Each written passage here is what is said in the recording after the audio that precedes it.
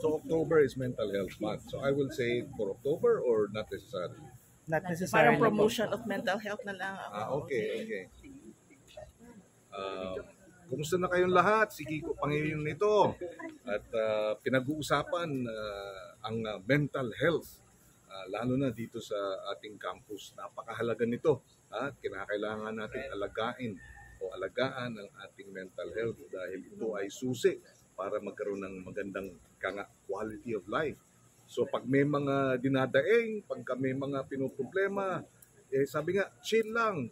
Kausapin ng ating mga counselor. Sabi nila, it's okay not to be okay. Yes. Diba? Kaya kinakailangan lang nating kilalanin na may mga ganitong dinadamdam at alam nyo, sa totoo lang, lalampas din yan.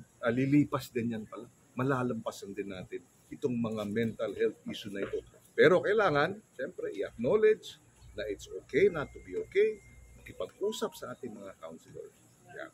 Thank you. Thank you, sir. Ano masasabi niyo sa mga student publication?